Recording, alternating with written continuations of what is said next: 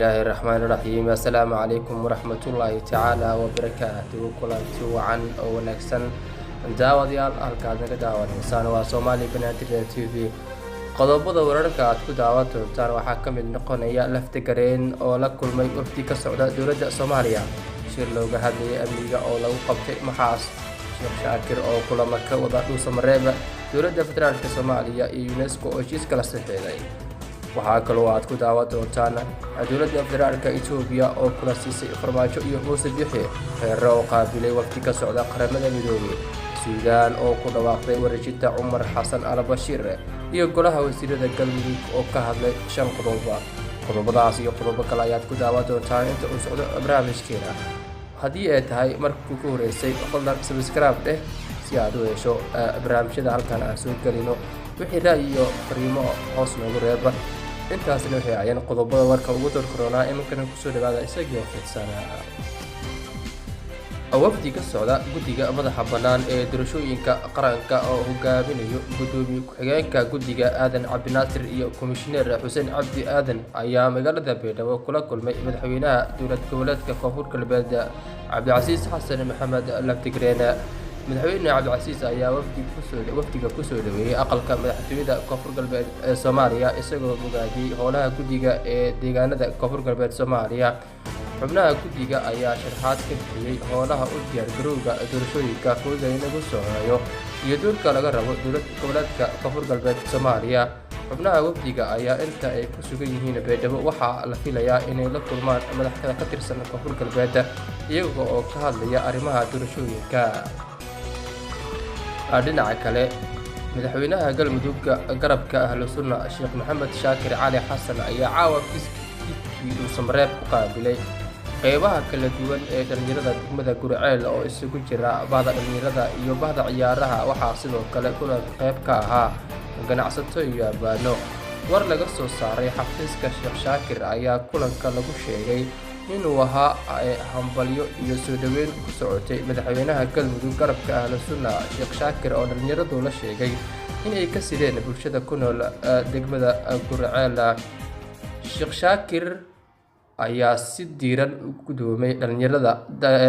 dhambaalka soo dhaweynta wuxuuna guud ahaan bulshada weynta reer Gurceel uga mahadceliyay soo dhaweynta ay muujiyeen madaxda cusub ee dowlad goboleedka Koonfur Galmudug hoggaanka Ahlusunna ayaa weli waxa ay ka soo horjeedaan doorashooyinkii ka dhacay magaalada Dhuusamareeb iyaga oo kulamo kala duwan ka wada magaalada Dhuusamareeb geesta kale warar naga soo gaaraya magaalada Addis Ababa ee xarunta wadanka Itoobiya ayaa waxa ay sheegayaan in dowladda Itoobiya ay kulan siisay madaxweynaha Soomaaliya Maxamed Cabdilaahi Farmaajo iyo madaxweyne Muuse Bixi labada madaxweyne iyo xubno ka socda labada dhinac ayaa kulanka ku sugnaa waxaana la sheegay in kulankan uu yahay is-aragti sida ay xaqiijiyeen xubno ka mid ah safaaradda Soomaaliya iyo Itoobiya waa markii ugu horeysay oo ay kulmaan madaxweyne Farmaajo iyo Muuse Bixi tan iyo markii la doortay madaxdii hore ee Soomaaliya iyo Somaliland ayaa dhowr jeer kulamo kala duwan oo ka kala dhacay London iyo Turkiga ku yeeshay وهاجاك ولي waxaad daawanaysaan barnaamijka Soomaali Banaadir TV militariga xukuma wadanka Suudaan ayaa go'aansaday in madaxweynihii hore Umar Xasan al-Bashir loo dhiibo garsoorayaasha maxkamadda caalamiga ah dambiyada ee fadhigeedu yahay Hague madaxweynihii hore ayaa wajahaya dhacdo la xiriira xasuuq dambiyo dagaalo iyo dambiyo ka dhan ah aadanaha oo ku saabsan iskoorimaadkii ka qarxay gobolka Darfur ee dalka 2003 waxaa xukunka laga tuuray bishii Abriil 2019 wuxuuna xukunka ku qabtay afgembi military 1989 wuxuuna dalka ku xukumayay xukun adag dhinaca kale madaxweynaha maamul goboleedka Galmudug dhanka dowladda federaalka Soomaaliya mudane Axmed Cabdi Kaariye Qorqor iyo ku-xigeenkiisa Cali Saciid ayaa shir gudoomiyay shirka golaha wasiirada maamul goboleedka Galmudug shirka ayaa waxaa looga hadlay xaaladaha ka jira Galmudug talaabooyinka u baahan in horey loo qaado sida amniga iyo adeegyada kale ee bulshada ku nool deegaanada Galmudug ay u badan yihiin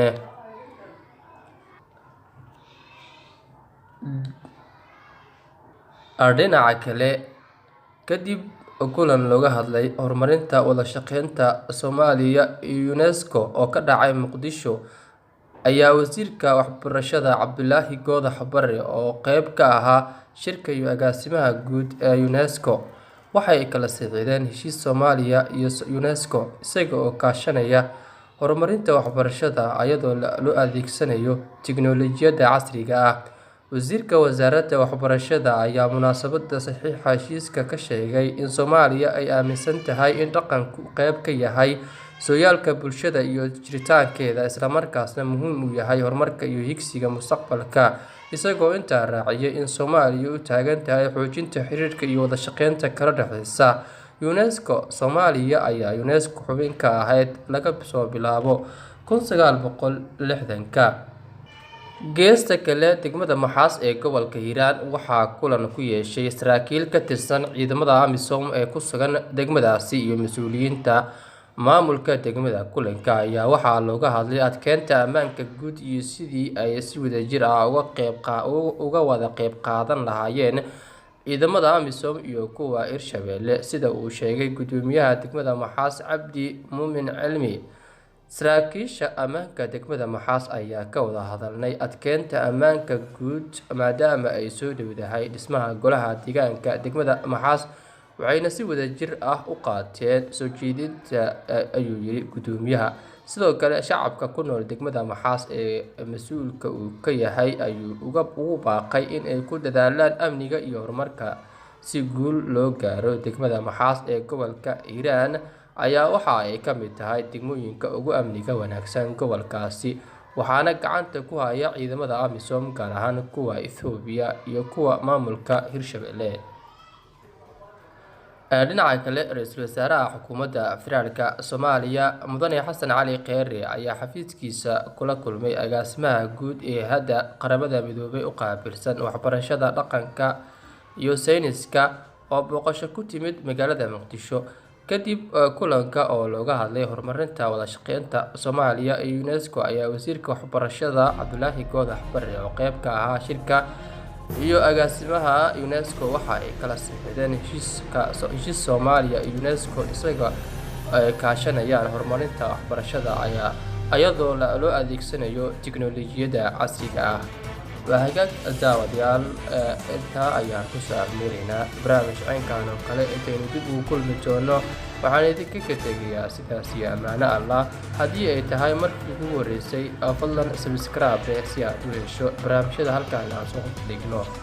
Wixii ra'yi iyo comment ah hoos noogu reeb. Waadna ku mahadsantihiin dhegeysiga warkayna.